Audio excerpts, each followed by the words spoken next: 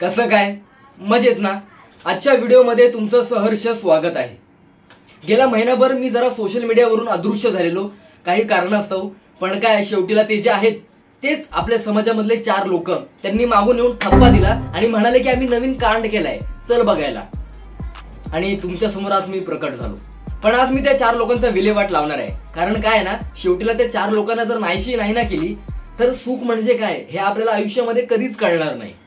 म्हणून हे अत्यंत गरजेचं आहे. आणि त्यांनी जो नवीन कांड केलाय सोशल मीडियावर तो म्हणजे संतोष जुवेकर प्रकरण.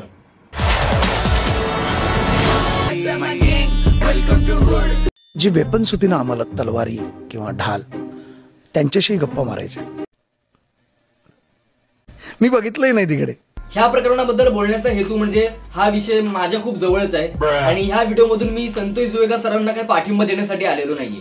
कारण गेली 2 वर्ष मी त्याच क्षेत्रामध्ये काम करतोय, म्हणून त्या 4 लोकांना काही गोष्ट सांगण्याचे अत्यंत गरजेचे आहेत. आणि मराठीमध्ये म्हणच आहे ना की उचलली जीप लावली टाळ्याला, तशी सध्या परिस्थिती चालू आहे आपल्याकडे. जेव्हा पण सोशल मीडियावरती आग लागते ना, तेव्हा ते आग लावणारे दुसरे कोणी नाहीत, तेच 4 बरोबर 4 लोक.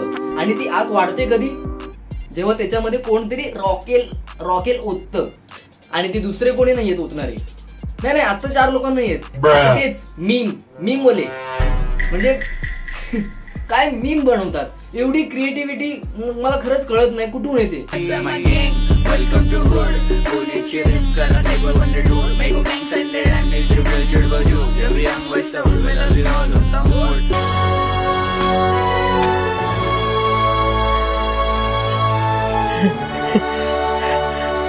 अरे हे जे मीम बनवणारे आहेत ना, म्हणजे हे कोणत्या जगामध्ये एक्झिस्ट करतात, हे आपल्या पृथ्वी तळावर राहतात की नाही, मला कधी कधी हा प्रश्न पडतो. कारण एवढा क्रिएटिव्हपणा आणि ह्यांना सुचतं कसं एवढं. खरं ह्यांचं कौतुक केलं पाहिजे. कारण एखाद्या माणसाला हसवणं आणि त्या दुसऱ्या माणसाला रडवणं हे त्यांच्याकडून शिकलं पाहिजे. म्हणजे ज्या दिवशी हे भेटतील ना त्या दिवशी संकन कानाखाली वाजवेन. आपल्या व्हिडिओ मधली जी वन लाईनर आहे आणि लोकांचं जे म्हणणं आहे संतोष जुवेकर सरांबद्दल की रोल भर आणि बडबड रातभर, तर ह्याबद्दल मला एकच बोलायचं आहे की तुम्ही किती रोल केले चित्रपटांमध्ये? किती चित्रपटांमध्ये तुम्ही रोल किती केले? रोल सोडा, तुम्ही मराठी चित्रपट बघायला तरी जाता का? जाता का बघायला? पहिली गोष्ट, रोल किती छोटा आहे आणि किती मोठा आहे हे कधीच मॅटर करत नाही. तो रोल किती चांगल्या पद्धतीने त्या कलाकाराने निभावलाय ना हे महत्वाचं आहे. आणि पहिली गोष्ट म्हणजे एखाद्या चित्रपटामध्ये छोटासा रोल मिळणं पण काय खायची गोष्ट आहे. तो निर्माता मामा आणि दिग्दर्शक माझा पप्पा बसलाय. छोटासा रोल मिळण्यासाठी पण ना महिने वर्षभर वाट बघावी लागते. तुम्हाला ना एक काम करतो, तुम्हाला ऑडिशन पासून ते छोटासा रोल मिळेपर्यंतचा पूर्ण प्रोसेस सांगतो तुम्हाला. फक्त 1 मिनिट मला एक पाण्याचा घोट पिऊ द्या, कारण खूप मोठं येते. अब देख तू, अब तू गया बेटा, अब तू गया. देख तेरी औकात मैं दिखाता हूँ तुझे. देख, क्योंकि मैं बहुत दिनों से तेरा बहुत दिनों से खेल बंद करने के चक्कर में था. Okay done.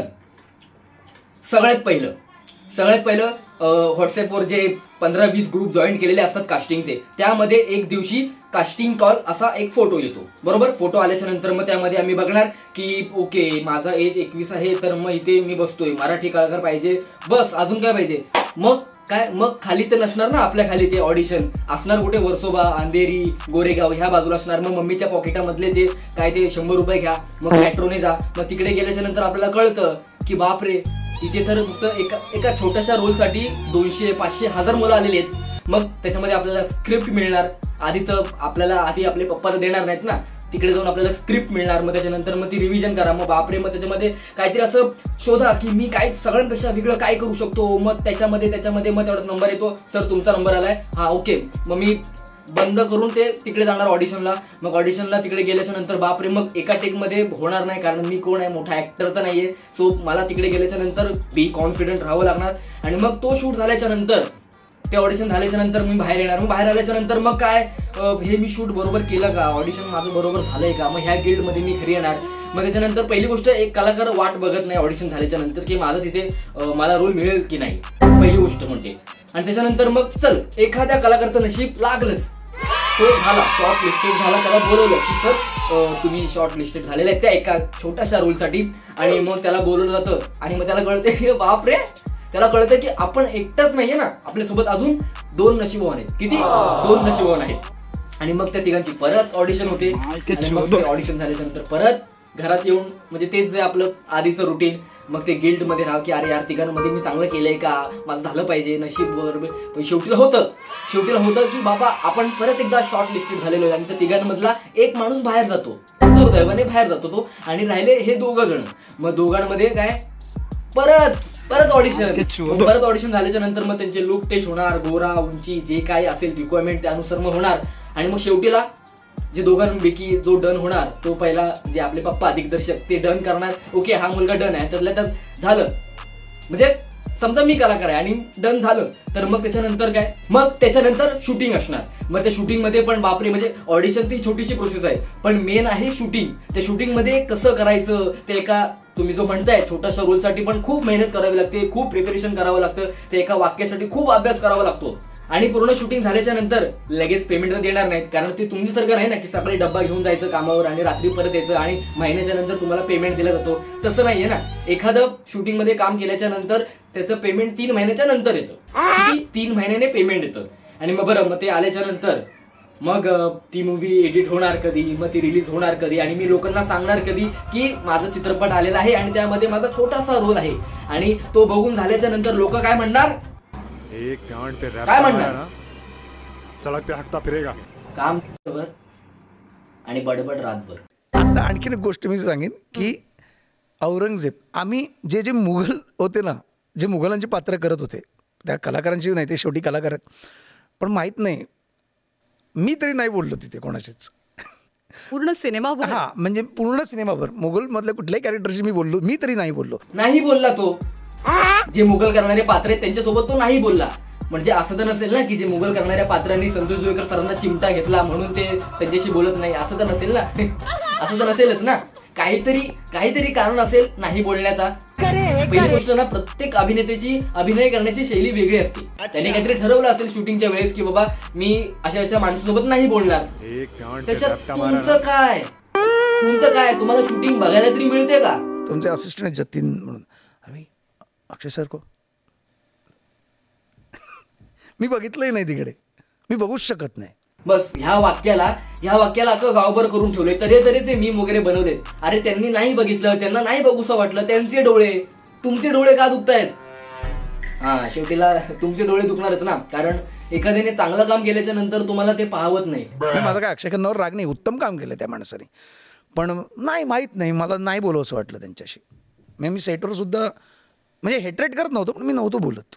जसं मुघल करणाऱ्या पात्रांसोबत तो नाही बोलला, तसं अक्षय खन्ना सरांशी पण नाही बोलला. आणि त्यांनी तर औरंगजेबाचं पात्र केलंय ना. आणि पहिली गोष्ट, तो का नाही बोललाय ह्याचा जरा विचार करा. म्हणजे जर तुमच्या अख्ख्या ह्या शरीरामध्ये जर मेंदू असा काय प्रकार आहे तर थोडासा विचार करा की तो का नाही बोलला ते. इंस्टाग्रामवर तुम्ही जी फालतुगिरी करताय ना, जिबली इफेक्ट वगैरे लावून, ती जरा फालतुगिरी कमी करा आणि ह्या गोष्टीमध्ये जरा डोकं लावा की तो का नाही बोलला. जी वेपन्स होती ना आम्हाला, तलवारी किंवा ढाल, त्यांच्याशी गप्पा मारायच्या, तलवारीशी बोलायचं. भाऊ तलवारी बरोबर बोलला पण अक्षय खन्ना बरोबर नाही. म्हणजे मला खरंच कळत नाही की तुम्ही शरीराने पांगळेत की मेंदूने पांगळेत. बोलला तो तलवारीशी, वेडा येतो. वस्तू एका अभिनेत्याच्या आयुष्यामध्ये किती महत्वाच्या असतात ना, ते तुम्हाला नाही कळणार. आणि मुळात तुमचा आणि वस्तूंचा संबंधच येत नाही. 100चा आकडा आहे तुमचा आणि वस्तूंचा. तुमचं काय, टीव्हीचा चॅनल लावल्याच्या नंतर रिमोट कुठे ठेवता त्याची सूद नसते तुम्हाला, आणि तुम्ही चालले तलवारी बद्दल बोलायला. तीच तलवार ना तो. हा, समजून घ्या. हा, आता कळलं ना. एक मराठी युट्यूबर त्याच्या व्हिडिओमध्ये बोललाय असं की एकतर मराठी कलाकारांना सहसा काम भेटत नाही आणि भेटलं की ते आभाळ हिपळतात, असं तो व्हिडिओमध्ये बोललाय.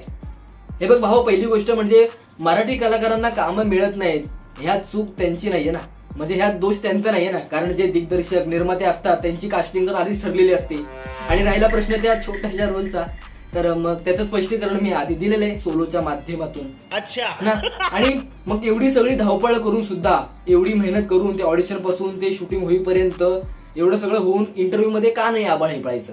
आणि मला हे कळत नाही की त्या इंटरव्ह्यू मध्ये असं चुकीचं काय.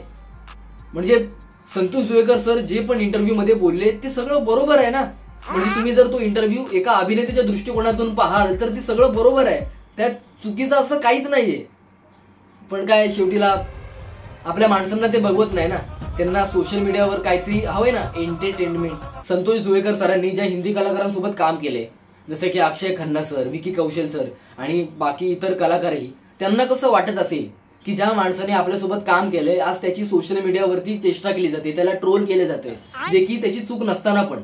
आणि ह्या चूक त्या कलाकाराची नाहीये, चूक त्या प्रेक्षकांची आहे. छावा चित्रपट आल्यानंतर त्या चित्रपटामधल्या मराठी कलाकारांचं कौतुक करण्याच्या ऐवजी आपला प्रेक्षक सोशल मीडियावर त्यांची चेष्टा करतोय, त्यांना ट्रोल करतोय. म्हणजे किती लाजिरवाणी गोष्ट आहे. ह्यावरूनच कळून येते की आपला प्रेक्षक किती पाण्यात आहे. आणि आपण जे म्हणतो की आपली मराठी चित्रपटसृष्टी अजून का मागे आहे, त्याचं खरं कारण म्हणजे चांगला प्रेक्षक. पहिला चांगला प्रेक्षक बना, मग बिनधास्त बोला.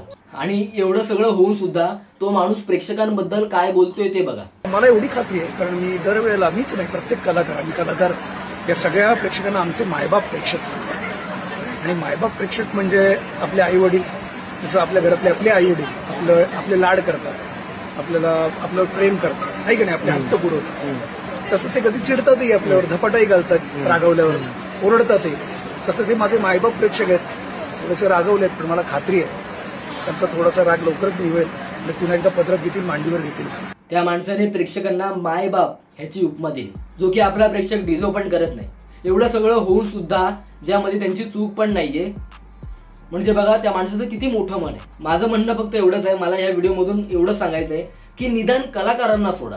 बाकी तुम्ही जी चेष्टा करतात इन्फ्लुएन्सर, रील स्टार, त्यांची बिनधास्त करा, पण जे कलाकार आहेत ना त्यांना खरंच सोडा. कारण त्यांनी त्यांच्या आयुष्यामध्ये खूप काही मेहनत केलेली असते, खूप काही सॅक्रिफाय केलेलं असतं. ते एका छोट्याशा रोलसाठी पण त्यांनी खूप वाट बघितलेली असते. कारण मी सध्या 2 वर्ष त्या क्षेत्रामध्ये काम करतोय, मला चांगलं माहिती आहे की काय तो फेस असतो. सो पुढच्या वेळेला एखाद्या कलाकाराला वाईट कमेंट करण्याच्या आधी जरा विचार करा. कारण तुम्ही कमेंट करून जाता, पण त्यानंतर कलाकाराला काय भोगावं लागतं. म्हणजे एवढं सगळं करून सुद्धा आपला प्रेक्षक आपल्याला काय म्हणतोय, त्याला अनएक्सपेक्टेड आहे ते सगळं. सो मला असं वाटतं की निदान विचार करा. आणि तर बस आजच्या व्हिडिओमध्ये एवढंच. जे कोणी आपल्या चॅनलवरती नवीन कलाकार आले असतील त्यांनी चॅनलला सबस्क्राईब करा आणि भेटूया पुढच्या व्हिडिओमध्ये. म्हणजे जसं की 1 महिन्याने मी आलोय आज, सो टाकेन मी आता लवकरात लवकर व्हिडिओ टाकेन. तर चला भेटूया पुढच्या व्हिडिओमध्ये. टाटा.